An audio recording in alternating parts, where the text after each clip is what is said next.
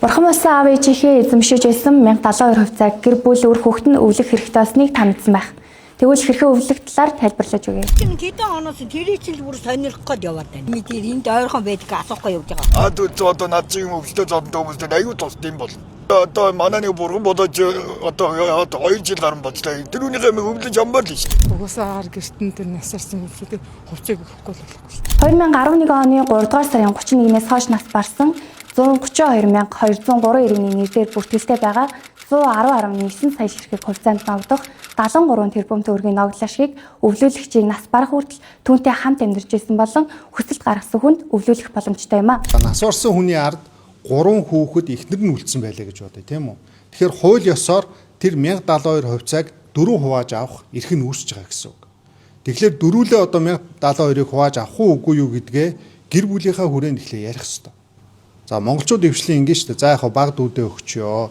Эсвэл ээжийнхаа нэр дээр өгчөө гэх юм бол нөгөө 3 хүүхэд нь өвлөх эрхээсээ татгалзнаа гэсэн үг. Энэ нөхцөлд бол ерөөсөө ээж нь 1072 хувьцаа тэрэн дээр хоригдлогдсон ногдол ашиг авах юм боломж үүснэ.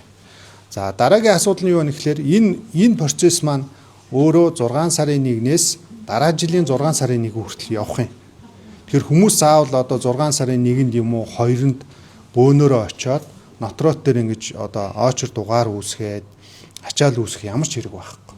Жилийн хугацаанд явах учраас ажил төрлөө зохицуулаад одоо 100 очиж болно, амар очиж болно, өвөл очиж болно тийм ээ. Иймэрхүү байдлаар хамгийн эхлээд хувьцаа байна уугүй юу гэдгээ шалгах хэрэгтэй. Хувьцаа байхгүй бол энэ хүмүүс нотрот дээр очдөг юм уу энэ хувьцааг өвлөх асуудал огт ярихдаггүй. Өвлөгдөх эрх нь иргэний хуулийн дагуу шийдэгдэх бөгөөд хамт амьдарч байсан өвлөгчид 3 сарын дотор хүсэлт гаргахгүй бол өв хүлээ авахаас татгалзан тооцдог. Мөн тусдаа амьдардаг болон гадаадад байгаа өвлөгчид 1 жилийн дотор хүсэлт гаргах ёстой.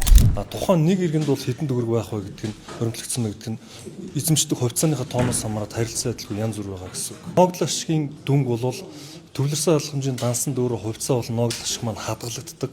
Нотариатын танхимтай цахимаар холбогдсон байгаа учраас тухайн нотариат дээр ороод тухайн хүнийхээ эргэсийн дугаарыг хийлэхээр нотариатын системээс бол хувьцааны тоо болон ногдол ашигын хэмжээгээ харах боломжтой. Хувьцаа өвлөх эрх дараах байдлаар явагдана.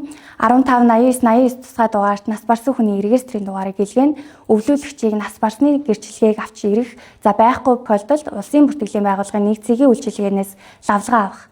За өвлүүлэх баримт бичгийн гол нотлох баримт болох сум хорооны засаг даргаас өвлүүлэгчийн хамгийн сүүлд оршин сууж байсан баг хорооны засаг даргын тодорхойлолтыг нас барсны гэрчлэгийг үндэслэн авчрах ёстой.